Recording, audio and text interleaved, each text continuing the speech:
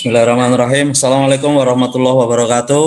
Selamat siang, salam sejahtera untuk kita semuanya. Salam, Om Swastiastu, Namo Buddhaya, salam kebajikan, salam kemanusiaan. Yang saya hormati para narasumber yang antara lain Profesor Eko Yulianto, Kepala Puslitbang Geoteknologi LIPI. Yang saya hormati Bapak Teguh Kristianto SEMT, selaku PLT Kepala Pelaksana BPBD Kabupaten Kebumen, dan Bapak Haji Sabar Irianto, Ketua PMI Kabupaten Kebumen, serta yang saya hormati Bapak Ibu peserta webinar pada siang hari ini yang berbahagia. Alhamdulillah, puji syukur kita panjatkan kehadirat Allah Tuhan Yang Maha Esa, karena berkat rahmatnya kita masih bisa berkumpul untuk bersama-sama menimba ilmu dari para narasumber yang luar biasa ini, meski harus dilaksanakan secara online. Semoga kita tetap diberikan kesehatan dan selalu diberikan kekuatan. Acara ini merupakan serangkaian webinar potensi tsunami masa depan di Kabupaten Kebumen dan antisipasinya, yang diselenggarakan atas kerjasama antara pemerintah Kabupaten Kebumen, Geopark Karangsambung Kebumen, Dongeng Geologi dan Tanggap Bencana Kebumen. Webinar seri kedua ini mengusung tema potensi tsunami di Kabupaten Kebumen. Sebelum acara mulai, saya akan membacakan tata tertib peserta webinar. Peserta yang mengikuti bincang-bincang diharapkan untuk dengan senyap, mikrofon untuk di-unmute. Pertanyaan-pertanyaan diajukan secara tertulis melalui chat Zoom dengan format penanya ditunjukkan kepada siapa dan isi pertanyaannya apa. Kemudian jika ada pertanyaan tertulis terlalu banyak, maka moderator akan merangkumnya menjadi sejumlah pertanyaan gabungan. Yang keempat, moderator akan memilih peserta dengan pertanyaan tertentu untuk berdiskusi secara langsung. Yang kelima, peserta akan mendapatkan sertifikat melalui. Keenam, tautan absensi untuk sertifikat hanya akan diisi. Yang ketujuh, panitia akan membagikan presentasi pemateri hanya melalui grup WA peserta. Demikian tata tertib acara webinar pada siang hari ini. Selanjutnya, sebelum acara kita mulai, akan saya bacakan susunan acara pada siang hari ini. Yang pertama adalah pembukaan, yang kedua menyanyikan lagu Indonesia Raya, yang ketiga sambutan, yang keempat pembacaan doa, yang kelima pemaparan materi oleh panelis sekaligus diskusi dan tanya jawab, dan yang terakhir adalah penutup. Demikian susunan acara pada webinar siang hari ini. Mari bersama-sama kita buka acara webinar siang hari ini dengan bacaan Islam dan yang beragama lain untuk bisa menyesuaikan. Bismillahirrahmanirrahim. Memasuki acara selanjutnya yaitu menyanyikan lagu Indonesia Raya yang akan dipimpin oleh Mbak Mahfiroh. Hadirin dimohon untuk berdiri.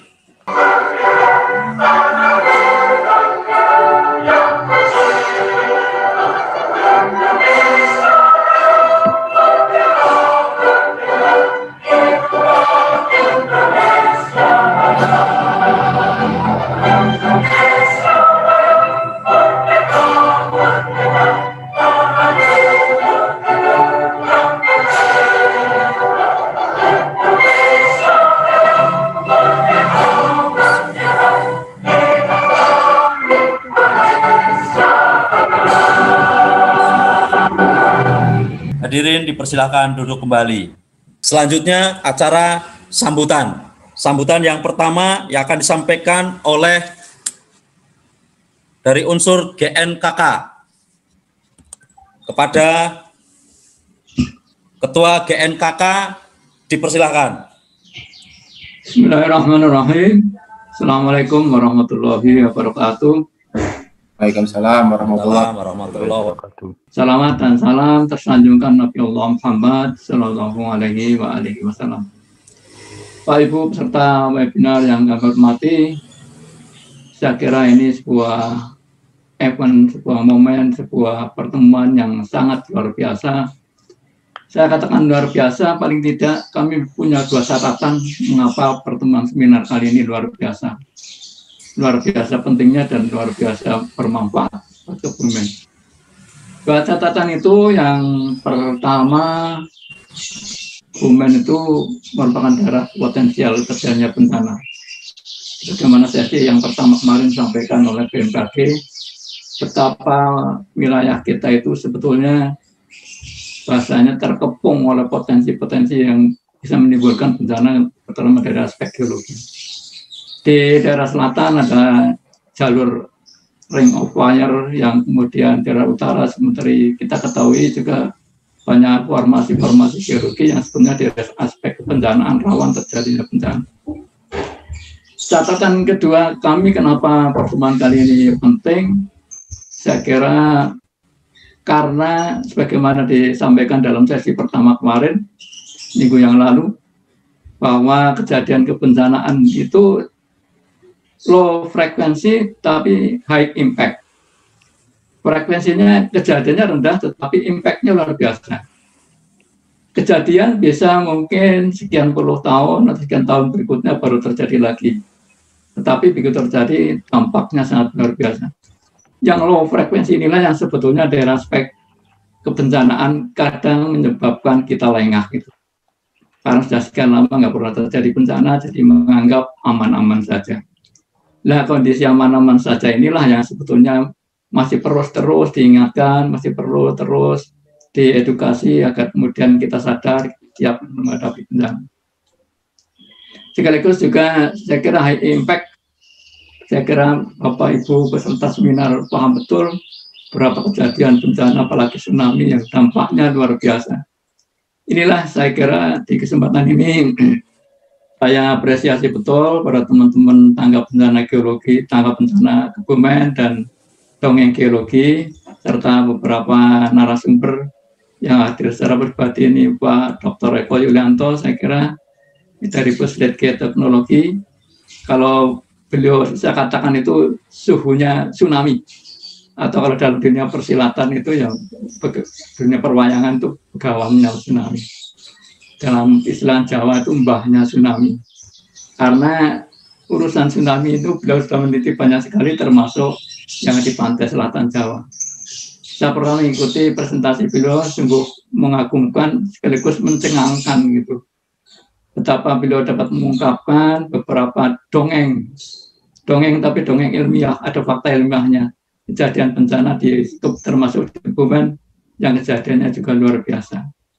Nah, potensi kejadian masa lalu itulah yang sebetulnya bisa jadi, atau sesuatu yang telah terjadi di masa lalu itulah sebetulnya yang berpotensi bisa jadi di masa depan. Masa lalu itu adalah kunci untuk melihat, meramalkan masa depan. Inilah saya kira mungkin nanti beliau akan presentasikan banyak sekali penelitian-penelitian beliau, termasuk di seputaran Kebumen dan sekitarnya, yang mengungkapkan bahwa kejadian bencana tsunami itu bukan hanya sekedar dongeng, tapi pernah terjadi. Ini saya dulu pernah mengikuti presentasi beliau seperti itu. Kemudian ada pembicara kedua, Pak Dr. Anasafari Rianto, Pak Teguh Kristianto. Saya kira ini beliau-beliau ini person-person yang sudah sangat mengharu biru dan menggalau risau dalam urusan-urusan kebencanaan. Apalagi kalau beliau-beliau menghadapi bencana yang minim mitigasi kebencanaan. Saya kira mungkin sangat sibuk, sangat risau, sangat galau, sekaligus juga sangat berpengalaman dalam menangani itu.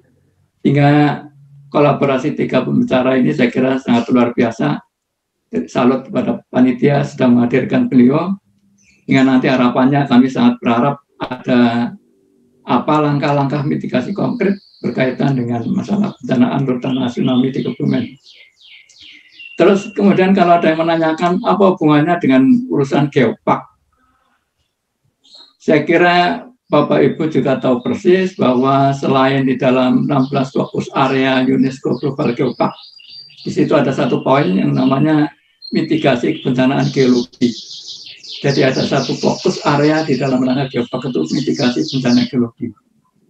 Selain itu, sebagaimana kita ketahui bahwa geopark itu ada 3 pilar, konservasi, edukasi, dan pengembangan ekonomi lokal.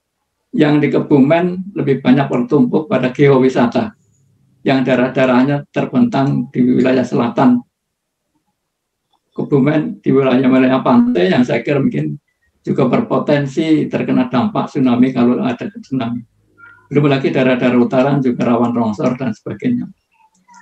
Inilah saya kira mungkin beberapa hal yang sangat luar biasa. Kenapa pertemuan kali ini sangat penting dan sangat bermanfaat, karena beberapa hal itu tadi.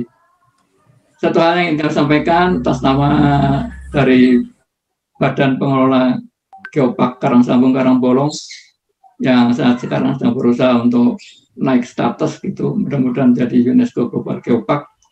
Adanya acara seminar ini saya kira sangat penting dan sangat bermanfaat buat kami. Mudah-mudahan nanti ada langkah-langkah konkret dari yang dirumuskan dari seminar ini. Kenapa mitigasi kebencanaan itu dapat kami antisipasi bagaimana tugas di dalam fokus area yang UNESCO Global Geopark. Bapak Ibu serta seminar yang saya hormati dan berbahagia, saya kira wabil khusus telah sampaikan selain terima kasih kepada para penyelenggara yaitu panitia dari Tanggap Bencana Kebumen, dari Dongeng Geologi yang sudah menyelenggarakan ini selama sesi pertama dan kedua.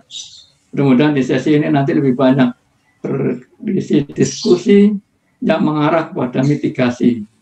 Artinya betul-betul ada langkah konkret yang selain mengedukasi masyarakat, juga mitigasi ini kemudian sangat penting agar bagaimana kita sebetulnya harus mempersiapkan diri dalam rangka mitigasi dan langkah-langkah apa yang harus kita lakukan. Inilah yang saya kira yang lebih penting dari hasil itu semua. Pak Ibu yang hormati, saya ucapkan banyak terima kasih atas keselenggaraan acara ini pada seluruh panitia, pada Tanggap Bencana Kebumen dan Dongeng Geologi serta seluruh saja yang terlibat di dalam acara ini, termasuk narasumber. Saya ucapkan banyak terima kasih. Mudah-mudahan ini adalah langkah konkret kita sebagai bentuk kepedulian kita, sebagai bentuk waspadaan kita, sebagai bentuk menebar maslahat. Mudah-mudahan apa yang kita rumuskan nanti betul-betul membawa manfaat untuk masyarakat Kebumen dalam rangka mitigasi bencana tsunami. Saya kira itu yang dapat kami sampaikan. Atas nama dari Badan Pengelola ucapkan terima kasih. Kurang lebihnya mohon maaf. Akhiran, Assalamualaikum warahmatullahi wabarakatuh. Terima kasih kepada Pak Junaidi atas sambutan dari GNKK. Selanjutnya memasuki acara inti, yaitu pemaparan materi oleh panelis sekaligus diskusi dan tanya jawab yang akan dipandu secara langsung oleh Pak Ma'rufin Sudibyo. Kepada Pak Ma'ruf dipersilakan, monggo. Assalamualaikum warahmatullahi wabarakatuh. Lakukan itu kepada beliau, Pak Dr. Yulianto, selama 30 menit ke depan. Waktu dan tempat kami persilakan. Terima kasih Mas Ma'rufin. Mohon izin Bapak Ibu sekalian, selamat siang. Assalamualaikum warahmatullahi wabarakatuh. Sudah kelihatan slide saya Bapak Ibu sekalian? Baik, jadi ini adalah presentasi saya, judulnya mungkin sedikit berbeda dari yang disampaikan tadi, tapi kurang lebih intinya sama, ancaman tsunami di Kabupaten Kebumen dan mitigasinya.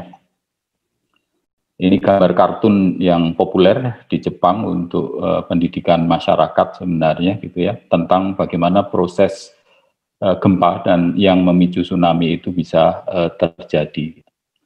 Saya akan bagi sebenarnya presentasi ini dalam beberapa hal, tapi saya akan mulai intinya adalah terkait dengan mitigasinya dulu. Jadi belajar dari apa yang pernah terjadi di Indonesia, dari katakanlah tahun 2004 yang paling besar, kemudian ada kejadian 2006, kemudian ada kejadian 2010, ada kejadian 2018, itu semua kemudian kita ringkas dan mudah-mudahan dari situ kita mendapatkan inti dari hikmah pengetahuan tentang bagaimana supaya kita bisa melakukan mitigasi dari risiko tsunami. Jadi ini bagian pertama, yaitu kilas balik tanda terjadinya tsunami seperti apa. Tapi sebelumnya saya akan sampaikan gambar berikut ini yang saya yakin Bapak Ibu sekalian sudah sangat familiar. Saya hanya cropping dari Google Earth gitu ya. Jadi ini adalah wilayah selatan Kabupaten Kebumen, dari sekitar Gombong sampai katakanlah Wates, gambar di sini. Dan kemudian di situ ada jalan yang sangat dikenal oleh masyarakat, umumnya menyebutnya sebagai Jalan Dendels. Di sini saya menulisnya sebagai jalur urut sewu, untuk lebih membangkitkan ingatan bahwa sebenarnya jalan ini adalah jalan bersejarah yang mestinya juga kemudian mendapatkan perhatian yang cukup pada konteks upaya-upaya pengurangan risiko bencana, supaya kemudian terbangun awareness atau kesadaran masyarakat tentang adanya ancaman dari selatan Jawa itu tadi. Jalan ini berada pada posisi sekitar 2,6 km dari garis pantai saat ini.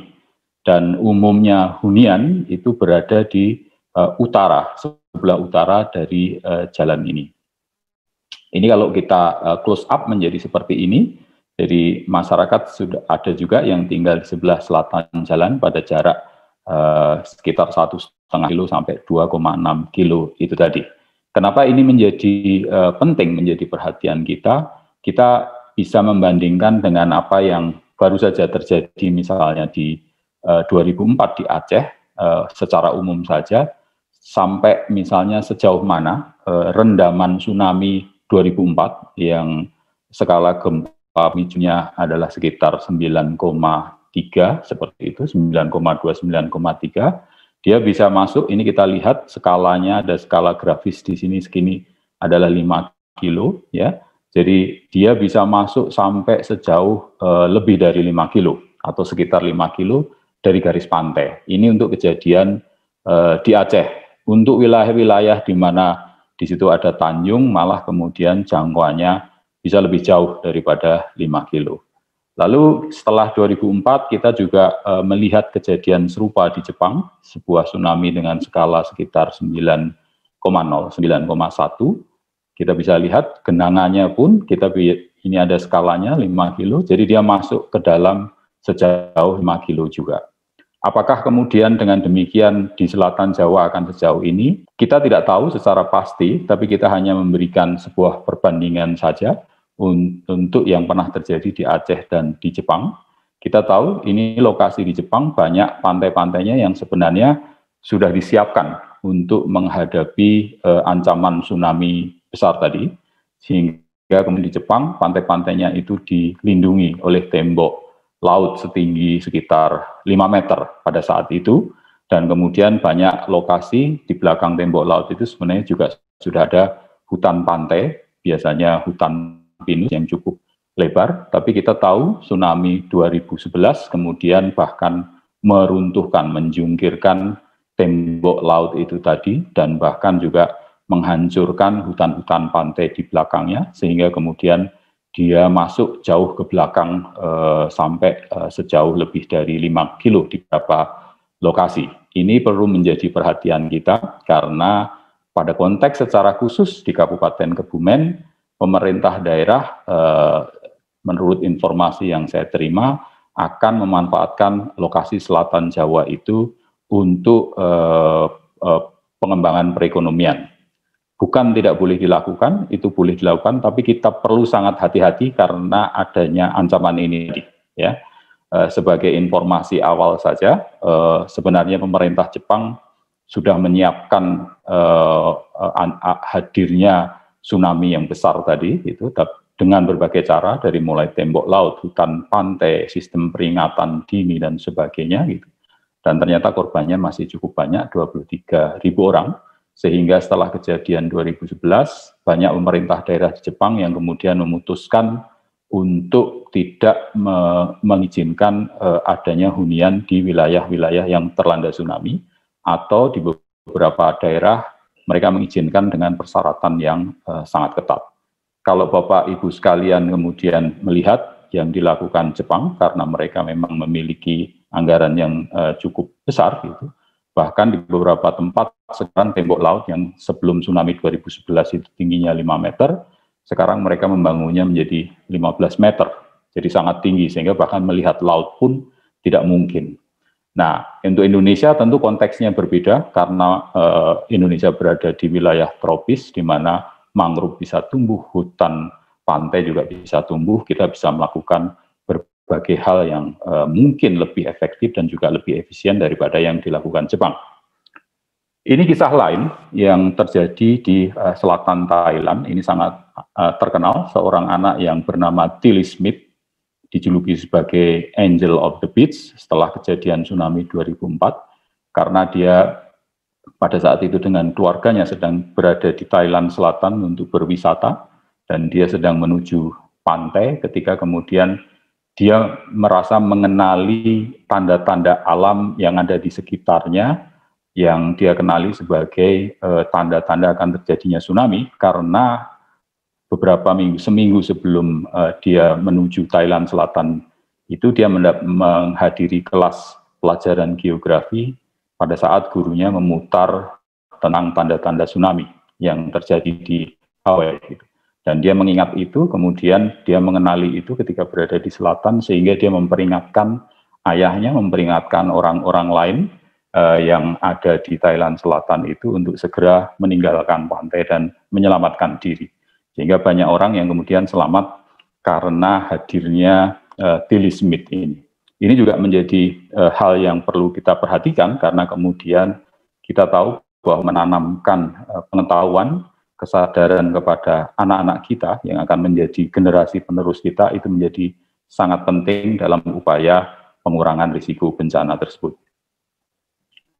Apa kemudian saya tampilkan Tilly Smith di situ? Kalau kita mendapatkan kesempatan, sangat mudah kita bisa search di internet tentang kisah Tilly Smith. Apa yang dia lihat, apa yang dilihat oleh ayahnya, apa yang dilihat oleh ibunya pada saat menjelang tsunami terjadi di Thailand Selatan. Dan apa yang mereka lihat yang dideskripsikan oleh Tilly Smith dan keluarganya itu kurang lebih serupa dengan yang dideskripsikan di dalam serat Srinata, sebuah kisah sebenarnya babat tanah Jawi versi pesisiran gitu ya, yang juga mendeskripsikan tentang kejadian tsunami, tanda-tanda kejadian tsunami seperti yang dideskripsikan oleh Tilly Smith dan juga seperti yang dideskripsikan oleh para penyintas tsunami 2004 di Aceh. Itu kurang lebih tanda-tandanya seperti itu. Jadi sebenarnya kejadian ini boleh jadi sebenarnya pasti bukan yang pertama terjadi, pernah terjadi, sehingga kemudian di beberapa tempat nanti akan saya tunjukkan nenek moyang kita, leluhur kita sebenarnya membangun pengetahuan tradisional yang disampaikan secara turun-temurun kepada generasi berikutnya. Nah, ini juga satu gambar yang sangat menarik gitu ya untuk ditunjukkan di sini. Bapak Ibu bisa secara singkat deskripsinya. Tapi yang ingin saya sampaikan di sini adalah bahwa setelah kejadian tahun 2004 itu tadi, ada sebuah tim internasional, saya ada di dalamnya, yang berusaha untuk mencari tahu jawaban atas pertanyaan apakah yang terjadi di tahun 2004 itu, gempa dan tsunami di Aceh, adalah yang pertama terjadi di situ atau sebelumnya pernah terjadi. Tim berkeliling Samudra India dari mulai Yaman, Oman, Iran, Pakistan, India, Sri Lanka, Thailand, dan kemudian Indonesia. Dan ini adalah di salah satu tempat yang ditemukan di Thailand Selatan kebetulan, di mana kita bisa melihat beberapa lapisan. Ya. Lapisan yang paling atas ini adalah lapisan pasir tsunami 2004. Kemudian di bawahnya yang berwarna hitam coklat ini adalah tanah yang terkubur oleh lapisan tsunami. Dan ternyata di bawahnya ada lapisan-lapisan lain yang serupa seperti 2004. Ada tanah lagi yang berwarna gelap, ada lapisan pasir lagi, tanah lagi, dan pasir lagi, dan tanah lagi. Artinya 2004 adalah bukan yang pertama, pernah terjadi sebelumnya. Hasil penelitian kami menunjukkan bahwa tahun-tahun ini terjadi dalam rentang yang cukup panjang, ya, Sebelum 2004 diduga kejadian dari hasil dating atau penanggalan kita tahu terjadi sekitar 550 tahun yang lalu. Sangat panjang. Kemudian sebelumnya lagi ada tsunami yang terjadi sekitar 1.700 tahun yang lalu. Belum lagi ada yang terjadi 2.400 tahun yang lalu. Pertanyaannya adalah, mengapa di tahun 2004 terjadi tsunami yang menelan korban 150.000 orang lebih di Banda Aceh misalnya? Apakah yang terjadi 550 tahun yang lalu ada korban? Mungkin tidak banyak. Yang 1.700 tahun yang lalu mungkin tidak ada atau sedikit sekali. Yang 2.400 tahun yang lalu apalagi. Kalau ahli geologi diberi kesempatan untuk meneliti kejadian yang lebih tua lagi, maka kita bisa menemukan kejadian tsunami serupa yang terjadi puluhan ribu tahun yang lalu, ratusan ribu tahun yang lalu, atau bahkan jutaan ribu tahun yang lalu di Aceh sana. Nah, apakah yang jutaan, puluhan ribu, atau ratusan ribu tahun yang lalu itu ada korban? Tentunya tidak. Kenapa tidak? Karena tidak ada manusia. Kenapa 2004 ada korban? Karena ada manusia. Nah, di sini sangat menarik. Karena apa? Bahwa sebenarnya kejadian tadi yang disebut sebagai gempa bumi, tsunami, gunung api, gunung meletus, longsor, banjir, itu adalah kejadian yang ada sebelum adanya manusia. Dia adalah nafas bumi. Dia ditakdirkan sebagai nafas bumi. Ada atau tidak ada manusia, dia tetap akan terjadi. Tapi ketika ada manusia dan manusia menjadi korban, maka kalau bumi bisa mengajukan protes, kalau manusia menjadi korban, kenapa kemudian kejadian itu disebut sebagai bencana alam, bukan bencana manusia? Padahal bumi hadir duluan. Itu adalah nafas bumi, itu adalah takdir bumi. Tidakkah kemudian sebenarnya bencana itu tadi yang mengakibatkan adanya korban dan kerugian bagi manusia sebenarnya adalah karena perilaku manusia sendiri yang tidak tahu bahwa bumi mempunyai takdirnya sendiri dan jauh lebih tua daripada takdir manusia. Nah, ini yang harus kemudian menjadi dasar, menjadi basis kita untuk merenungi tentang apa sebenarnya yang terjadi selama ini yang kita sebut sebagai bencana. Benarkah itu karena alam atau sebenarnya itu karena kita sendiri? Bahkan jika kejadian itu adalah sebuah kejadian tsunami sekalipun.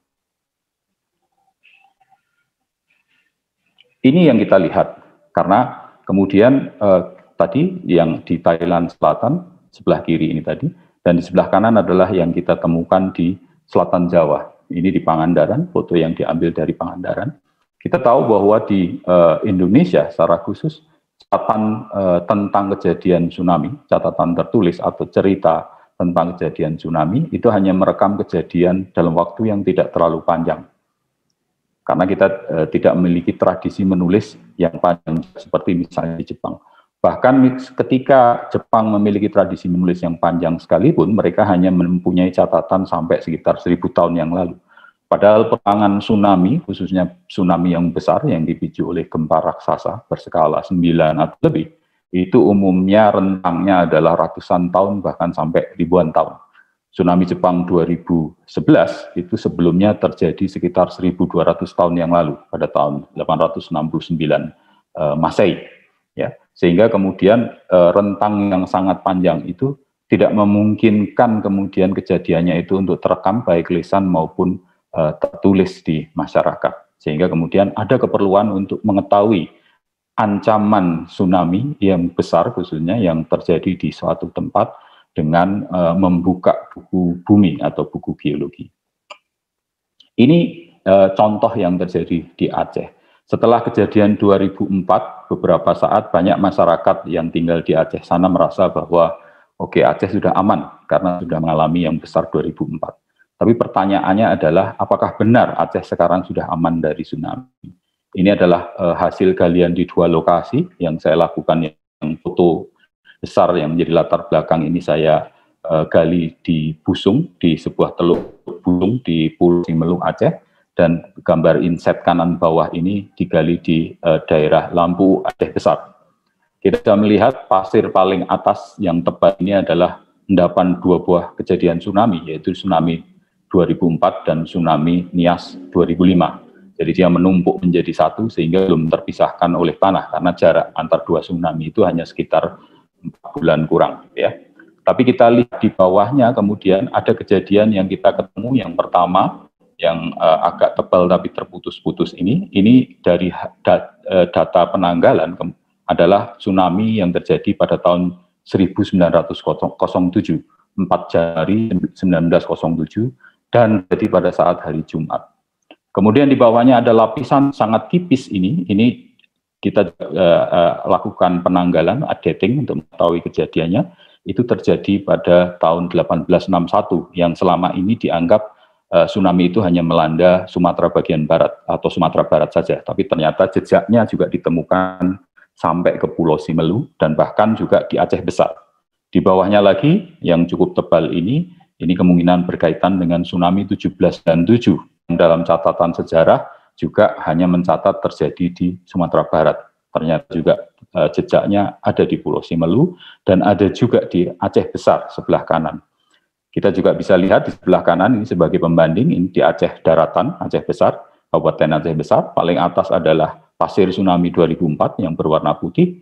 Kemudian di bawahnya ada tanah yang terkubur. Ini kalau kita di lapangan kita akan bisa melihat adanya lapisan terputus-putus yang sebenarnya adalah endapan tsunami 1907.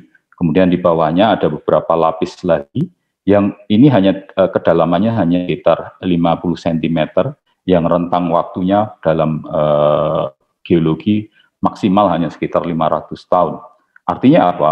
Bahwa di antara dua kejadian tsunami besar ada potensi terjadinya tsunami-tsunami kecil, gempa-gempa kecil yang memicu tsunami-tsunami yang lebih kecil.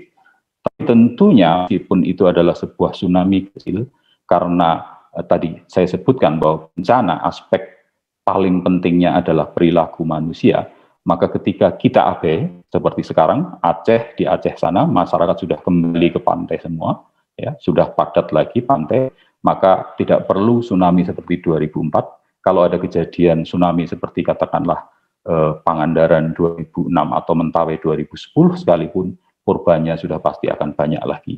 Dan tentunya kita harus mawas diri, benarkah kalau itu terjadi, dengan demikian kita sudah tepat kalau menyebutnya bencana alam. Bukankah itu sebenarnya adalah bencana manusia, karena itu adalah ulah manusia sendiri. Kemudian kita juga mendapatkan pelajaran dari kejadian tsunami-tsunami selama ini, bahwa tsunami bisa melanda sebelum peringatan dini dari sistem peringatan dini tsunami Indonesia diterima oleh masyarakat melalui apapun, apakah melalui HP, melalui televisi, melalui jalur yang lain. Ini hanya sebagai gambaran yang terjadi di Padang pada tanggal 30 September 2009 ketika Padang mengalami gempa cukup besar saat itu, dan kemudian menyebabkan jaringan pendukung dari sistem peringatan dini mati sesaat sebelum kemudian bisa memberikan peringatan dini itu tadi. Dan ini harus menjadi perhatian kita, karena boleh jadi kita sudah menyiapkan sistem peringatan dini di sana di sepanjang pantai, tapi guncangan gempa sendiri kemudian merusakkan sistem itu, apakah sistem utamanya atau sistem pendukungnya. Atau katakanlah misalnya karena sebuah alasan kita tidak bisa menerima informasi peringatan dini itu tadi.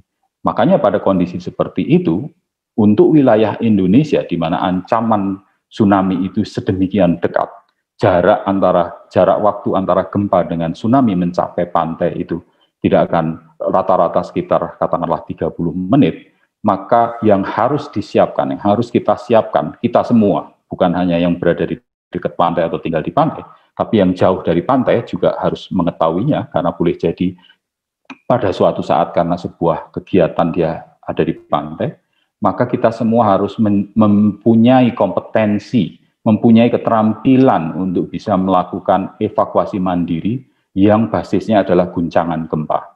Jadi guncangan gempa adalah tanda terjadinya ancaman tsunami. Apalagi tanda-tandanya adalah tentunya guncangan gempa yang kuat kalau memang kita merasakannya. Kalau tidak, kadang-kadang guncangan gempa yang lemah pun juga bisa memicu tsunami, karena gempa itu nanti disebutkan di belakang adalah tsunami earthquake. Jadi silent earthquake, gempa yang senyap gitu ya. itu bisa memicu tsunami. Jadi kita harus tahu bahwa satu-satunya tanda sebenarnya yang paling sahih untuk mengetahui apakah sebuah gempa yang kita rasakan ketika kita berada di pantai mungkin memicu tsunami adalah lamanya guncangan. Berapa lama guncangan itu kita rasakan? Kalau dia berguncang lebih dari 30 detik misalnya, maka sudah selayaknya kalau kita segera menyelamatkan diri. Karena boleh jadi tsunami akan terjadi. Ini untuk menunjukkan apa yang saya jelaskan tadi, bahwa banyak wilayah Indonesia yang saya kasih tanda dengan arsiran berwarna merah ini, itu yang berada di tempat dengan tsunami lead time, atau jarak antara gempa hingga tsunami mencapai pantai, itu kurang dari 10 menit. Jadi sangat cepat sekali. Padahal kita tahu, sistem peringatan dini kita saat ini, kita berharap bisa lebih baik, tapi setidaknya pada saat ini, dia baru bisa mendetek gempa itu dan memberikan informasi pertama tentang potensi terjadinya tsunami di menit ke-5. Kemudian perlu waktu tentunya untuk menyebarkan informasi itu ke berbagai tempat, maka kemudian umumnya dari kejadian sebelumnya, masyarakat baru bisa menerima itu paling cepat di menit sekitar 7-10 setelah kejadian gempa. Kalau kita berada di pantai dan kita mengandalkan sistem peringatan dini itu tadi, alih-alih misalnya kita mempunyai keterampilan melakukan evakuasi mandiri, maka boleh jadi kita akan menjadi korban, karena pada menit ke-10 tsunami sudah akan mencapai garis pantai itu tadi. Ini seorang imam, yaitu Imam Abu Abdul Ghaffar, yang dia memegang sebuah jam waker yang mati karena terhempas tsunami. Dia berada di Loknga saat itu. Jadi tsunami terjadi sekitar pukul 8.21 saat itu. Jadi ini menunjukkan bahwa di Loknga pun tsunami terjadi melanda daratan sampai ke daratan hanya perlu waktu 21 menit setelah kejadian gempa. Ini yang lain yang terjadi di Mentawai tahun 2010. Ini seorang penyintas yang saat itu saya temui. Dia bercerita ketika gempa terjadi, dia sedang membuat kopi. Kemudian ada guncangan, dia ke rumah dan dia melihat tetangga-tetangganya juga keluar, tapi tidak ada yang melakukan apapun. Kemudian dia kembali ke dapur, melanjutkan membuat kopi, dan dia bawa kopi itu ke ruangan televisi. Dan pada saat itu dia melihat running text di televisi bahwa gempa yang barusan dirasakan itu berpotensi tsunami. Maka seketika dia meninggalkan kopinya dan dia berusaha menyelamatkan diri. Tapi tsunami terlanjur datang duluan, sehingga kemudian dia hanya bisa lari sebentar sebelum kemudian tsunami menggulungnya, dan dia pingsan di ujung air, dan dia baru kemudian siuman besok paginya. Untungnya dia selamat. Jadi di Mentawai, posisinya di garis merah sebelah barat Sumatera ini, di tempat dia tinggal, tsunami datang kurang lebih 8 menit setelah gempa terjadi. Jadi sangat cepat. Kemudian ada hal yang harus kita perhatikan, dan ini yang paling umum diketahui, bahwa laut bisa surut akibat gempa yang terjadi sebelum tsunami kemudian tiba di daratan. Tapi ini tidak selalu demikian. Karena boleh jadi juga laut surut setelah gempa, tapi kemudian tsunami juga terjadi. Tapi kalau laut sampai surut, maka dia juga bisa menyebabkan air sungai juga kemudian menjadi surut juga, seperti yang dilihat oleh Pak Katiman ini di Aceh sana. Dia bahkan tidak berada di pantai sebenarnya, tapi dia curiga kenapa kok air sungai surut pada saat itu, sehingga dia justru menuju pantai, dan dia lihat juga pantai juga menjadi surut. Sehingga kemudian nggak lama kemudian sayangnya tsunami datang dan dia menjadi salah satu korban. Untungnya selamat meskipun dia kehilangan kakinya, satu kakinya harus diamputasi. Ada tanda-tanda yang diberikan oleh penyintas atau masyarakat pada kejadian tsunami yang pernah terjadi. Di antaranya adalah seringkali ada suara dentuman atau suara gemuruh air, beberapa orang gemuruh angin, beberapa orang melaporkan demikian, yang terdengar sebelum tsunami Aceh 2004 dan Pangandaran 2006. Kemudian ada juga yang menyaksikan adanya burung-burung bangau yang terbang berkelompok meninggalkan hutan mangrove ke perbukitan. Atau beberapa orang di Widra Payung, di Cilacap misalnya, melihat ada garis hitam yang muncul di Cakrawala. Ini juga menjadi hal-hal yang harus kita ingat supaya kemudian kita menjadi waspada. Nah, ini yang saya sampaikan tadi. Ada jenis yang disebut sebagai tsunami earthquake, atau katakanlah gempa yang senyap. dia sebenarnya adalah jenis gempa dengan frekuensi yang rendah, sehingga meskipun skala gempa itu besar, tapi karena frekuensinya rendah, maka guncangannya menjadi lemah, tidak terasa. Kasus-kasus ini banyak terjadi di selatan Jawa. Jadi kejadian gempa yang memicu tsunami di Banyuwangi tahun 94 misalnya, itu adalah tsunami earthquake. Yang terjadi di 2006 di Pangandaran adalah tsunami earthquake. Jadi boleh jadi makanya kemudian kita tidak menduga kalau kita hanya mengandalkan kepada keras dan lemahnya guncangan. Jadi yang harus kita perhatikan bukan saja keras dan lemah guncangan, yang harus kita perhatikan adalah berapa lama itu berguncang. Tapi persoalannya tentunya adalah kalau itu terjadi di malam hari, karena kita kemudian jangan-jangan menjadi semakin nyenyak tidur kita karena guncangannya tidak kencang. Kita harus menyiapkan peralatan yang bisa membangunkan kita seandainya ada guncangan yang berasal dari tsunami earthquake itu tadi. Umumnya di selatan Jawa pada selama ini yang kejadian tsunami, semuanya adalah tsunami earthquake. Jadi umumnya seperti itu. Di pantai barat Sumatera umumnya adalah normal, gempa normal. Tapi ternyata 2010 menunjukkan kejadian tsunami Mentawai, dia juga tsunami earthquake. Jadi perilaku bumi seperti itu kita tidak bisa menduga, meskipun di selatan Jawa umumnya tsunami earthquake, boleh jadi nanti yang terjadi adalah normal earthquake dan sebaliknya. Nah, bagaimana kemudian orang-orang para penyintas itu melakukan evakuasi dan apa yang kemudian pelajaran yang bisa kita ambil dari kejadian tadi? Ini beberapa penyintas yang pada kejadian tsunami Aceh 2004 dan tsunami Pangandaran 2006. Kata-kata kuncinya ada beberapa, ini yang saya tuliskan di sini. Yang pertama adalah abaikan harta. Ini saksi matanya atau penyintasnya ada Sukron, dia tinggal di Pulau Simelu. Dia sebenarnya adalah termasuk yang selamat dari gelombang tsunami, tapi ketika dia sudah selamat di bukit, dia ingin mengambil dokumen-dokumen penting dia di rumah, karena dia merasa sudah tidak ada gelombang. Tapi ketika dia sampai di rumah dan dia hendak kembali, tiba-tiba gelombang kedua datang dan dia tergulung oleh gelombang kedua itu tadi. Untungnya dia selamat. Dia berdua dengan kawannya, kawannya tidak selamat. Kemudian kata-kata kunci yang lain adalah berlari atau berjalan tanpa kendaraan. Karena dengan menggunakan kendaraan, kita akan membuat macet jalan, dan mungkin akan ada kecelakaan yang bukan dari bencana itu sendiri. Kecelakaan lalu lintas dan sebagainya, atau kemacetan di jalan, sehingga kita justru terjebak di wilayah yang sebenarnya masih wilayah merah, yang kalau tsunami terjadi, dia akan terlanda dengan gelombang yang tinggi misalnya. Kemudian awas terhadap sungai dan jembatan, karena sungai bisa menjadi jalan tol bagi tsunami, dia akan masuk ke daratan lebih cepat daripada yang masuk melalui daratan. Dan sungai bisa menyebabkan kemudian tsunami mencapai jarak yang jauh, lebih jauh daripada yang di daratan. Ini terjadi di Jepang, di sebuah sekolah yang jaraknya 4,5 kilo, yang dia merasa aman karena 4,5 kilo dari garis pantai, tapi ternyata tsunami melanda sekolah itu melalui sungai yang ada di sebelahnya. Sayangnya sebelum tsunami terjadi, mereka sudah sering mengadakan simulasi, tapi murid-murid tidak pernah dibawa untuk menyelamatkan diri naik ke atas bukit di belakang sekolah, padahal di belakang sekolah ada bukit. Mereka hanya dibawa dengan berkumpul di halaman parkir sekolah. Dan itulah yang dilakukan ketika 2011 tsunami terjadi, dan hampir lebih dari separuh komunitas sekolah itu kemudian menjadi korban tsunami. Kemudian yang ketiga, kata-kata kuncinya pohon, bangunan tinggi, dan bukit. Sasar itu karena itu adalah tempat di mana kita bisa menyelamatkan hidup kita. Kalau ada pohon terdekat yang cukup tinggi, naiklah pohon.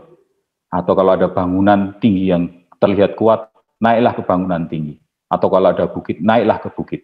Ini saksi mata banyak yang kemudian menjadi penyintas karena menyelamatkan diri dengan memanjat pohon, atau menaiki bangunan tinggi, atau menaiki bukit. Kalau kita sudah terlanjur tergulung oleh gelombang tsunami, maka cari benda terapung yang bisa kita pakai sebagai pelampung dan naik ke atasnya kalau bisa. Ini juga menjadi penting. Tapi kalau kita sedang berada di laut, jangan pernah lari ke darat. Justru larilah ke tengah laut. Karena di tengah laut gelombang akan menjadi semakin kecil. Kalau ke darat, gelombang tsunami akan semakin tinggi. Kemudian yang harus kita perhatikan, tsunami atau gelombang tsunami itu adalah rangkaian gelombang. Makanya sering disebut sebagai kereta gelombang. dia akan ada lebih dari satu gelombang.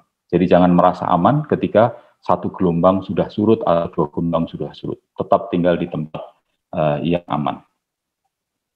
Kita juga mendapat pelajaran dari kasus yang terjadi di Nias 2005. Kita ini hanya foto saja yang memperlihatkan beberapa rumah yang berada di belakang pohon-pohon kelapa. Kita bisa melihat di sini pohon kelapa yang berada di pantai dia bertahan. Jadi kalau ada cara untuk naik ke pohon kelapa ini tadi, mungkin akan banyak masyarakat yang selamat. Memikirkan bagaimana kemudian memanfaatkan pohon-pohon ini supaya kemudian menjadi semacam shelter, mudah dinaiki oleh orang-orang yang sedang berada di bawah ancaman tsunami. Ini juga hal yang serupa, tapi berada di Simelu misalnya. Kemudian pada kasus Pangandaran 2006, ini yang saya potret, bahwa banyak sekali menara air sebenarnya bisa dipakai untuk shelter, dan selama tidak roboh, dan gelombang berada di bawahnya sebenarnya. Tapi sayangnya kebanyakan menara air ini tidak ada cara atau jalan untuk naik ke atasnya. Hanya ada beberapa yang memiliki tangga, sehingga kemudian tidak bisa digunakan untuk menyelamatkan diri. Jadi ini menjadi pelajaran bahwa barangkali ini adalah juga opsi yang perlu kita pikirkan, bagaimana kemudian rumah-rumah yang memiliki bangunan menara air bisa disiapkan sekaligus sebagai tempat evakuasi sementara misalnya. Tata ruang dataran pantai, ini sangat penting. Kita melihat kejadian 2018 di Selat Sunda, dan kita juga melihat 2018 di Palu misalnya, tsunami sebenarnya hanya mencapai sekitar 200-205 meter dari garis pantai, tapi karena garis pantai itu penuh dengan rumah-rumah, maka korban menjadi banyak. Padahal sebenarnya ada aturan sempadan pantai misalnya. Tapi aturan itu selama ini memang masih diabaikan. Kita harus mencari cara supaya kemudian kita bisa menerapkan aturan itu semaksimal mungkin. Jadi mestinya 2018 di Selat Sunda, kalau aturan itu diikuti korban tidak banyak. Karena tsunami-nya tidak besar sebenarnya. Nah ini yang dilakukan dalam gambar ini adalah masyarakat Mentawai yang mengalami gempa pada tahun 2007 yang sebenarnya tidak memicu tsunami di Mentawai, tapi gempanya kuat sehingga merobohkan banyak gereja dan rumah. Ada 4 desa yang 4 dusun yang kemudian memutuskan, masyarakatnya sendiri berunding dan memutuskan untuk memindahkan desanya menjauh dari dataran pantai. Salah satunya adalah desa Malakopa ini. Mereka sepakat untuk pindah ke atas bukit hanya setinggi sekitar 40 meter di belakang garis pantai. Sehingga ketika tahun 2010 terjadi tsunami Mentawai, tidak ada satu korban pun dari dusun Malakopa, karena semua masyarakat sudah ada di atas. Ini juga menjadi pelajaran penting bagi kita. Mohon maaf, kemudian, Pak Eko, ada waktu 10 menit lagi ya? Baik. Ya, kemudian ini adalah tata ruang dataran pantai masih terkait dengan tadi. Kita di BPBD seringkali berusaha untuk mengedukasi masyarakat dengan melakukan simulasi tsunami. Tapi yang dilakukan selama ini sangat klasik, peserta misalnya entah diberi uang transport atau uang makan siang untuk ikut, sehingga tidak ada kesadaran bahwa mereka memang perlu selamat dari ancaman tsunami. Tapi kalau kita memiliki misalnya kreativitas, misalnya katakanlah Dinas Pemuda dan Olahraga yang memiliki kegiatan biasanya adalah lomba maraton atau lari atau sepeda santai dan sebagainya, di mana kemudian rute lombanya diubah dari pantai ke bukit penyelamatan, maka kemudian setelah tidak sadar masyarakat yang mengikuti lomba itu akan diajari tentang rute evakuasi itu tadi, sehingga biayanya menjadi tidak mahal, sehingga anggaran yang ada di BPBD atau di pemerintah daerah bisa digunakan lebih efisien dan berkali-kali. Masyarakat sendiri sebenarnya akan lebih efektif menerima edukasi itu karena mereka sebenarnya tidak berniat itu, tapi mereka kemudian setelah tidak sadar diajari tentang bagaimana menyelamatkan diri kalau mereka berada di pantai dan kemana mereka harus menuju, di mana jalur evakuasinya. Ini adalah hal yang lain, tata ruang pantai yang bisa kita manfaatkan untuk penyelamatan diri. Yang di atas kiri itu adalah bangunan yang sangat khas untuk penyelamatan tsunami di Indonesia dengan model seperti ini. Padahal kita tahu pada kasus 2004 misalnya, banyak penyintas yang atau bahkan korban itu yang pada saat mengalami gempa dan tahu ada ancaman tsunami, mereka lari ke masjid.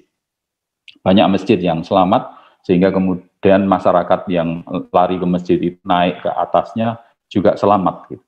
Nah, ada baiknya ini menjadi satu ide untuk kemudian bagaimana membuat masjid itu sekaligus sebagai tempat evakuasi sementara seandainya masjid sudah ada, ya. Atau kalau misalnya tempat evakuasi sementara ini sudah ada, bagaimana kemudian sebagian dari lantai tempat evakuasi sementara yang dibangun oleh BNPB difungsikan sebagai masjid atau sebagai fasilitas publik, fasilitas umum. Contohnya adalah di kanan ini adalah sebuah tempat evakuasi sementara di Jepang. Ini ada 1, 2, 3, 4, 5 lantai paling atas. Paling bawah adalah fasilitas umum, ada toilet dan sebagainya. Lantai 2 adalah balai desa. Lantai 3-nya dan lantai 4 adalah museum tsunami, karena ini daerah sini pernah mengalami 2 tsunami sebelumnya. Hingga kita bisa lihat, dan lantai paling atas terbuka, kita bisa melihat ke arah laut. Dan kita juga lihat di sini atapnya diberi kemudian dom atau kubah, sehingga kalau dari jauh memang kelihatan seperti masjid, seolah-olah bangunannya seperti itu. Jadi kalau kita bisa kemudian mewujudkan masjid-masjid itu diupayakan ditransformasikan menjadi berfungsi ganda, maka kemudian boleh jadi kita tidak perlu menunggu misalnya BNPB untuk membangunkan tempat evakuasi sementara, karena itu juga mahal. Kemudian kita sudah tahu juga bahwa di setiap kota kita punya ribuan tiang listrik atau tiang telepon yang selama ini tidak dimanfaatkan misalnya. Kenapa itu tidak dimanfaatkan? Selama ini biasanya hanya dipakai untuk iklan badut pesta atau untuk iklan sedot WC gitu. Tapi kalau kita lihat di Jepang juga, bahkan ini yang kanan atas, itu mereka juga memanfaatkan ini, ditulisi karena di sini pernah terlanda tsunami, Kokowa Tsunami Go Metro Des. Di sini tsunami 5 meter. Sehingga masyarakat akan ingat bahwa dia berada di daerah rawan tsunami. Kalau seperti Kebumen yang katakanlah belum pernah mengalami tsunami sebelumnya yang tercatat, bagaimana? Kita bisa membuat model rendaman, dan itu yang sekarang sedang LIPI atau Geotek lakukan untuk beberapa daerah selatan Jawa. Dan dengan hasil model rendaman itu kemudian kita bisa menandai tiang-tiang listrik dan tiang-tiang telepon itu dengan tanda-tanda sesuai dengan ancamannya. Misalnya di zona hijau, pada ketinggian tiang setinggi mata atau 1,5 meter, kita cat hijau. Apalagi kalau cat hijaunya itu cat fluorescence, maka malam hari kita bisa melihatnya. Kalau kuning kita cat kuning, kalau merah kita cat merah. Sehingga kemudian masyarakat, dan tebal itu mungkin hanya perlu 5 cm, 10 cm atau 15 cm, tidak terlalu mahal untuk satu tiang. Sehingga dengan mudah kita tahu, oh kita berada di zona merah misalnya. Dan ini akan lebih efisien daripada misalnya kita harus memancang atau memasang kemudian tanda rambu evakuasi yang standar, karena kemudian tentunya memerlukan biaya yang sangat besar. Kalau ini kita bisa melibatkan masyarakat, anak sekolah, pramuka, atau bahkan kita juga bisa melibatkan perusahaan cat untuk menjadi sponsor misalnya. Nah, ini kita masuk ke sains tsunami. Kalau kemarin beredar isu tentang tsunami 20 meter di selatan Jawa, yang kita perlu perhatikan adalah 20 meter itu berada di titik merah ini. Jadi dia di garis pantai. Di garis pantai masuk ke daratan, dia akan turun kedalamannya. Jadi 20 meter itu bukan di daratan. Dia akan turun kedalamannya tergantung pada kondisi daratan. Apakah daratannya datar, apakah di situ banyak pohon, apakah di situ banyak kolam, atau di situ banyak bangunan. Semakin banyak penghambatnya, maka dia akan semakin cepat berkurang energinya, sehingga kemudian kedalaman tsunami dan jangkauan tsunami ke darat juga akan semakin kecil, dan itu bisa kita buat modelnya, gitu ya. Sehingga kemudian kita tahu kira-kira akan berapa jauh dan berapa dalam di suatu tempat itu. Gitu. Nah, kenapa kemudian kita perlu melakukan penelitian tsunami? Sayangnya kemudian selama ini pada kasus tsunami modern, Indonesia memang menjadi negara di mana korban tsunami sangat besar. Ini terutama pada kasus 2004 ya, ini hampir 150.000 lebih korban ada di Indonesia gitu ya. Selain Indonesia tentunya ini kecil. Tapi kita juga perlu aware. Kenapa kita perlu aware? Pemerintah memiliki niat yang sebenarnya baik pada satu sisi, membangun Selatan Jawa sebagai sentra perekonomian baru. Kita bisa belajar kemudian dari kasus Jepang. Di Jepang pada tahun 2011 korbannya hanya sekitar 23.000 orang. Hanya 23.000 orang. Tapi kalau kita bandingkan kerugiannya, Jepang 2011 kerugiannya lebih dari 2.500 triliun rupiah. Indonesia 2004 kerugiannya hanya 50 triliun rupiah.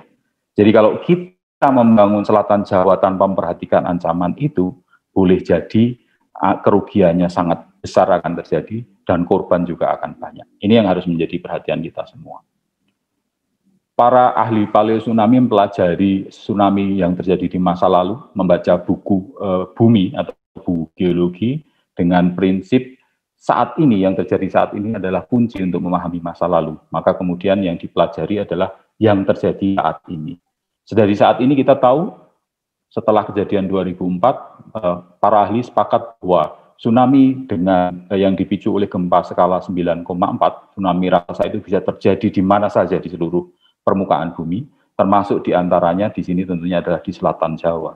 Dan ini sudah dihitung oleh McAfee perkiraannya, dengan panjang megatrust selatan Jawa, maka bisa menghasilkan gempa dengan maksimum 9,6, dan tentunya kalau itu terjadi secara bersamaan. Dan itu kalau terjadi tentunya tsunami-nya adalah tsunami yang cukup besar. Perulangannya sendiri adalah sekitar 675 tahun ya, di selatan Jawa itu tadi. Nah, ini kita yang menjadi dasar tadi, bahwa kita catatan tertulis tentang kejadian bencana secara umum khususnya tsunami di Indonesia sangat pendek, hanya sekitar 400 tahun. Sehingga kemudian kita harus mencari atau membuka buku geologi atau buku bumi itu tadi untuk memahami yang terjadi di selatan Jawa sana. Basisnya adalah kejadian-kejadian tsunami yang baru terjadi, ini seperti di Aceh 2004, survei yang pernah saya lakukan di sana, ini dipakai untuk kemudian referensi untuk memahami, untuk membaca buku geologi itu tadi. Ini adalah bongkah yang bisa terlempar oleh tsunami, bongkah koral dari dasar laut, ini kejadian tsunami 1883, dia melontarkan bongkah sebesar ini, dan ini bisa terjadi di mana saja, sehingga kalau kita menemukan bongkah di pantai, boleh jadi itu adalah produk dari tsunami masa lalu. Tsunami juga bisa menyebar lintas samudra, sehingga 2004 misalnya dia menyebabkan tsunami bukan hanya di Indonesia yang merasakan gempa, tapi juga di Afrika dan katakanlah Semenanjung Arab yang tidak merasakan gempa dan tiba-tiba ada landaan tsunami. Gempa pemicu tsunami bisa menyebabkan daratan turun, ini kasus di pantai Sumatera misalnya, ini juga menjadi pedoman untuk mempelajari tentang tsunami masa lalu. Tapi sebaliknya dia juga bisa menyebabkan daratan terangkat di pulau-pulau sebelah barat Sumatera misalnya. Setelah kejadian gempa tahun 2004 dan 2005 misalnya, maka banyak dataran dasar laut yang terangkat sehingga terlihat koral-koral seperti ini. Ini hanya teorinya bahwa memang gempa bumi itu adalah proses yang sifatnya siklus. Sebelum gempa maka kemudian di pulau-pulau sebelah barat Sumatera misalnya daratannya akan turun, dan di pulau pantai Sumatera sendiri maka daratanya akan naik. Tapi ketika gempa terjadi, maka yang terjadi sebaliknya, pantai di sebelah barat Sumatera, jadi pulau-pulau sebelah barat Sumatera itu akan naik, sementara pantai di pulau Sumatera sendiri akan menjadi turun, sehingga kemudian banyak jalan-jalan yang tergenang oleh laut akibatnya.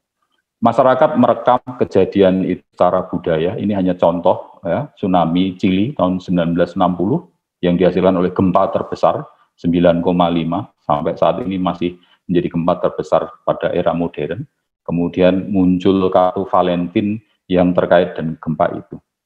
Hanya sebuah metafora saja gitu ya. Dan ini bisa terjadi juga di Indonesia di masa-masa lalu, masyarakat merekamnya. Ini yang kita ketahui, di Aceh kita mengenal istilah Aibena, di Simelu kita mengenal Smong, yang artinya sama tsunami, di Tapak Tuan kita mengenal kata gergazi, di Mentawai kita mengenal kata teteu, di selatan Jawa boleh jadi berkaitan dengan Ratu Kidul, di Palu orang Kali menggunakan bahasa Bomba Talu, ada istilah Nalodo misalnya untuk likuifaksi juga bagi orang Kaili, ada Lembong Talu untuk orang Majene. Dan kalau kita teliti di seluruh Indonesia, kasanah tentang tsunami dalam bahasa lokal pasti akan sangat banyak, dan itu sangat penting kemudian untuk dihidupkan, untuk memberikan pemahaman yang lebih mudah kepada masyarakat. Ini untuk kasus selatan Jawa yang saya teliti, misalnya ini di Banten, pantai Banten, kita masuk ke rawa dengan banyak mahasiswa seperti ini. Dan ini yang kita temukan di dalam rawa, di dalamnya ada bongkahan-bongkahan kayu berukuran besar yang ketika kita kirim, maka keluar angka yang secara umum menunjukkan kejadian sekitar 400 tahun yang lalu. Rawa ini berposisi 1,5 kilo dari garis pantai sekarang. Dan di dalamnya ada kayu-kayu itu yang umumnya sekitar hampir 400 tahun. Pertanyaannya, siapa yang membawa kayu itu 400 tahun yang lalu dan meletakkannya di rawa? Ini menjadi pertanyaan yang menarik. Di sana juga ada istilah pasir geleng.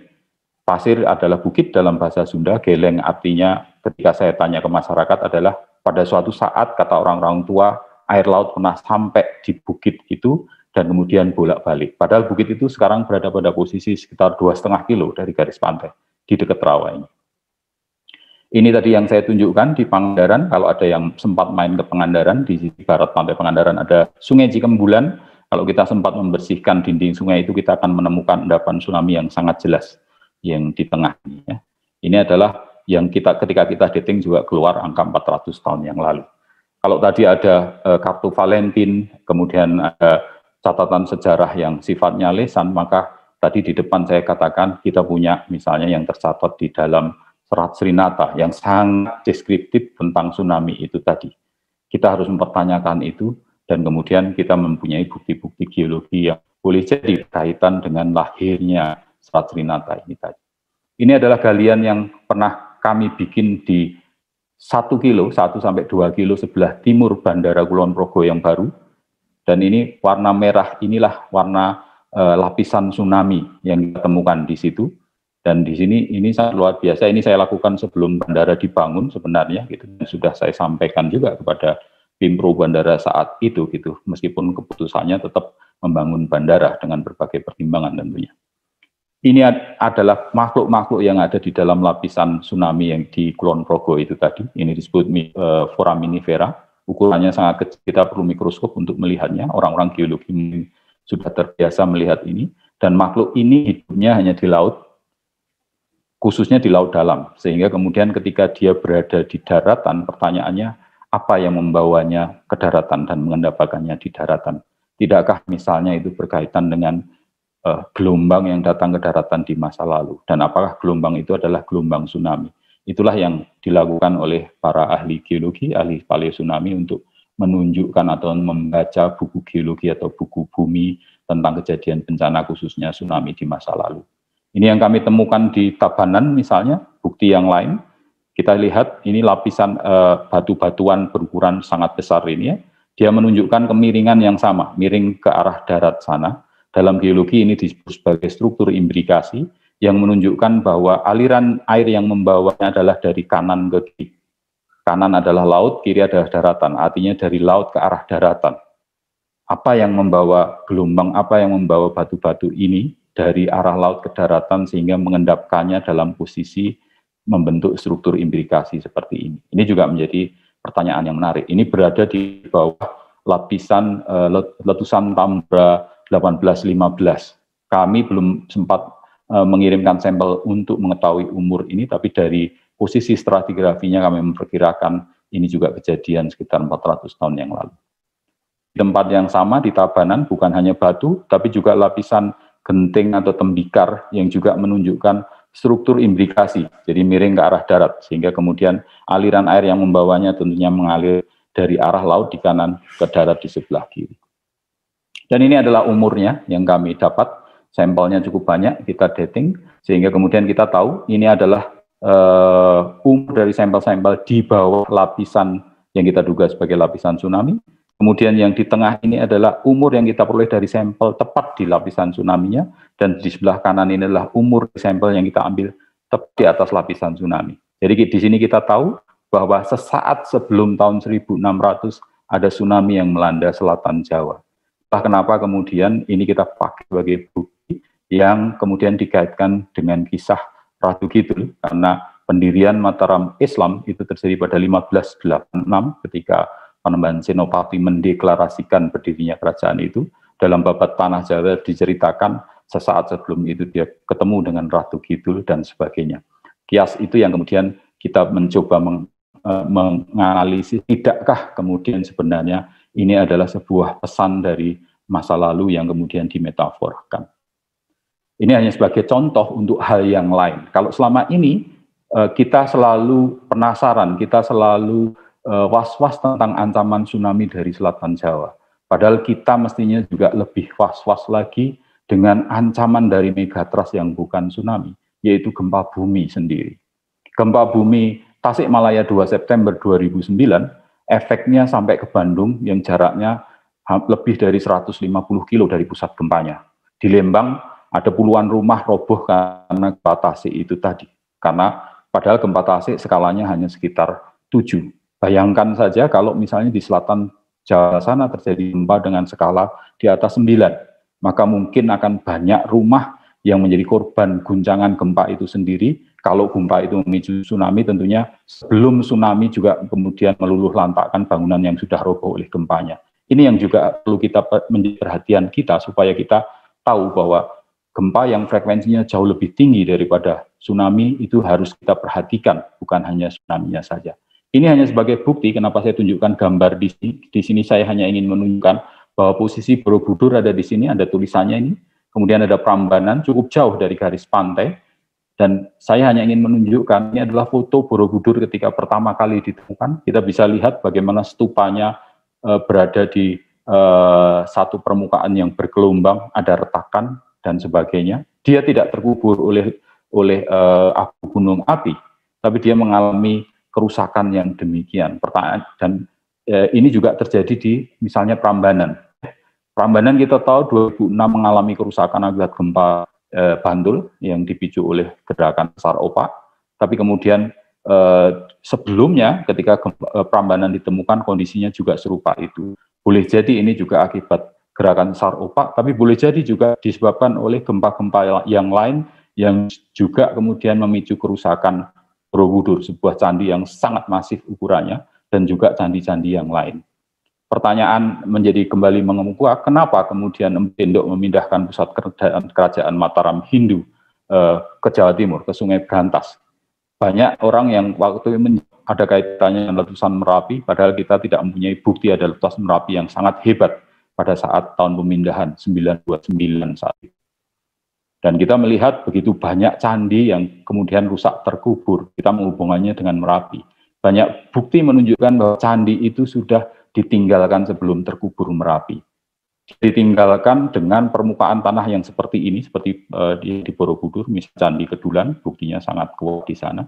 Sehingga boleh jadi sebenarnya yang merusak candi-candi itu adalah sebuah proses yang masif, yang merusak juga banyak candi yang lain, dan tentunya yang bisa menyebabkan hal demikian adalah kejadian gempa bumi yang cukup besar.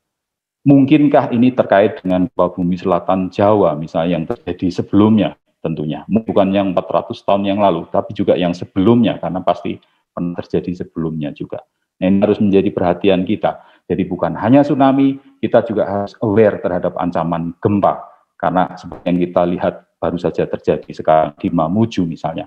Umumnya bangunan masyarakat kita adalah bangunan yang relatif sederhana, tidak memperhitungkan beban gempa, sehingga kemudian kalau ada guncangan gempa, boleh jadi gempa itu sudah merusakkannya. Kalau gempa itu memicu tsunami, maka boleh jadi kemudian korbannya akan menjadi semakin banyak.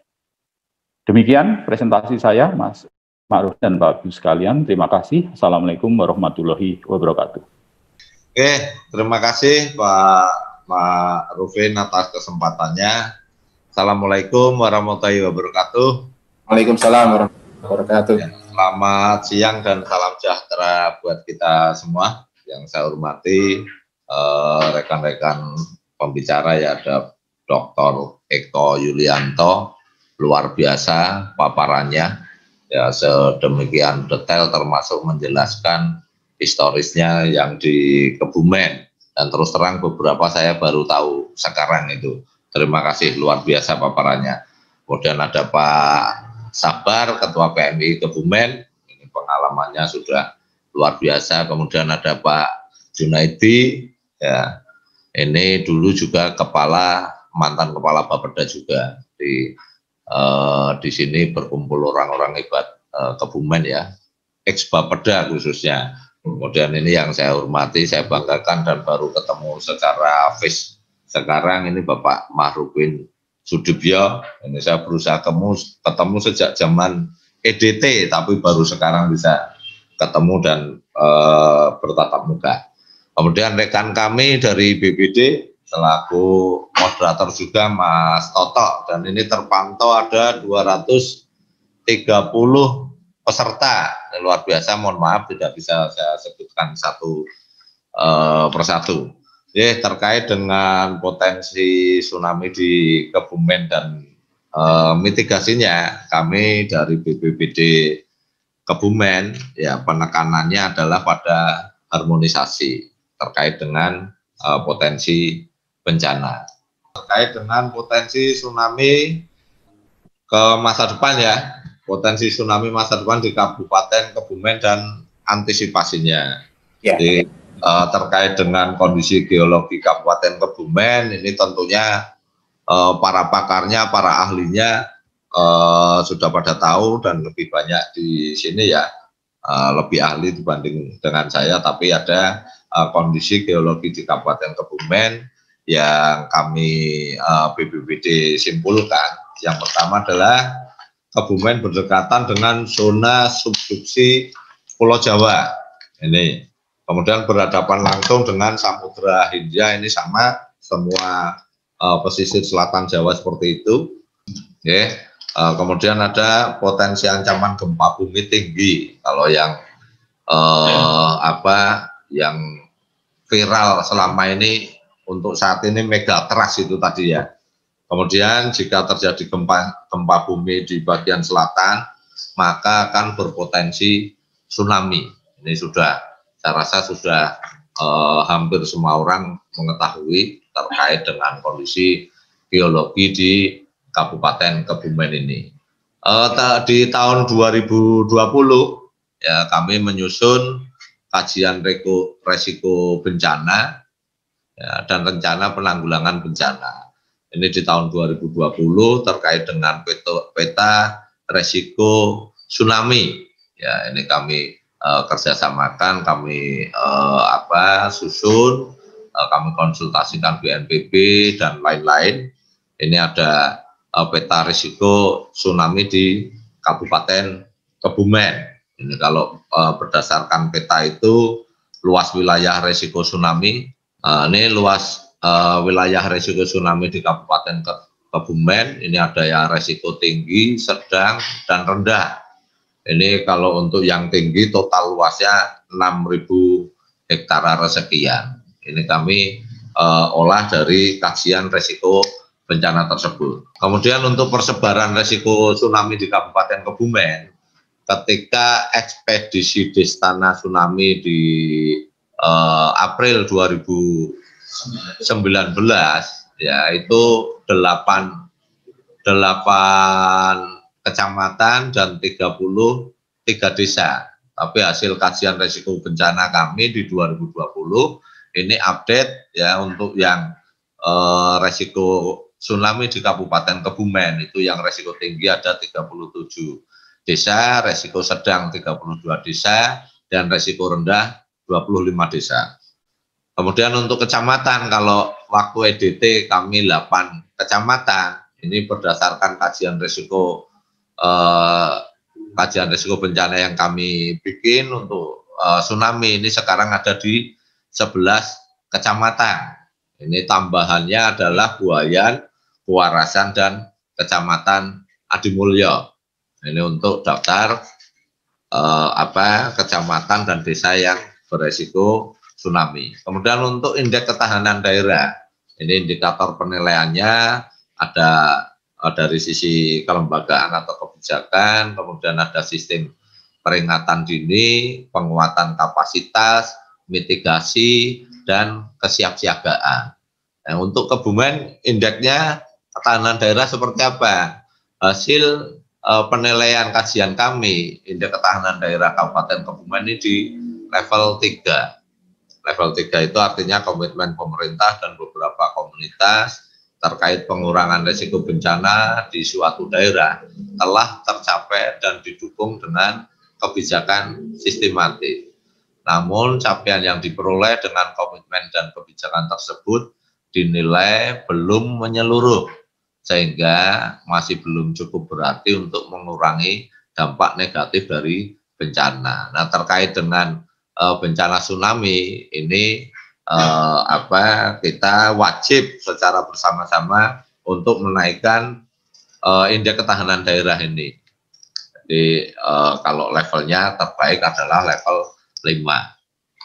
Hal itu terkait dengan kenaikan level, ini ada rekomendasi kebijakan teknis untuk pengurangan resiko bencana tsunami. Jadi tadi di depan kami sampaikan untuk harmonisasi bencana itu dalam arti ketika terjadi bencana ya kami bisa mengurangi resiko bencana semaksimal mungkin, khususnya resiko terhadap manusianya, terhadap korban jiwanya. Ini yang perlu dilakukan adalah memaksimalkan informasi sistem peringatan dini tsunami yang dikeluarkan oleh BMKG, disampaikan ke masyarakat secara lebih baik. Jadi perlu kami informasikan dari BMKG ini sudah luar biasa memasang berbagai peralatan di Kebumen, dan terakhir adalah dipasang yang Nyugen, apa namanya Mbak? Yang Nyugen, WRS Nyugen ini sudah terpasang. Jadi kalau tadi lead time-nya yang lain itu di atas 5 menit, kalau WRS Nyugen itu bisa lebih baik. Info yang kami dapatkan 3 menit bisa terinformasikan apakah itu tsunami atau tidak di bawah 3 menit dengan WRS Nyugen itu. Kemudian yang kedua, mengoptimalkan fungsi sistem peringatan dini ya, EWS tsunami melalui pemeliharaan dan penambahan jangkauan jaringan EWS sehingga dapat menjangkau seluruh wilayah pesisir di Kabupaten Kebumen. Ini. Kemudian rekomendasi yang ketiga adalah penguatan payung hukum dan penegakan hukum terhadap kebijakan pembangunan rumah, hotel, warung, toko, dan infrastruktur penunjang pariwisata pesisir yang taat terhadap aturan sempadan pantai dan zona merah bahaya tsunami. Ya, ini yang luar biasa di Kebumen. Nah, ini di sepanjang pesisir Kabupaten Kebumen ini ada wilayah yang dimiliki oleh TNI secara undang-undang, itu ditarik dari garis pantai sepanjang 500 meter. Ini dari batas dengan Purworejo sampai dengan Bulus Pesantren itu ada, sehingga di wilayah ini terhitung lebih terjaga kondisi alamnya. Jadi gumuk-gumuk yang secara alamiah terbentuk ketika ada gelombang tinggi ini cenderung relatif aman. Tapi yang tidak ada, tidak masuk ke wilayah TNI ini, gumuk-gumuk itu bisa dikatakan sudah hilang semua. Ini berarti dari katakan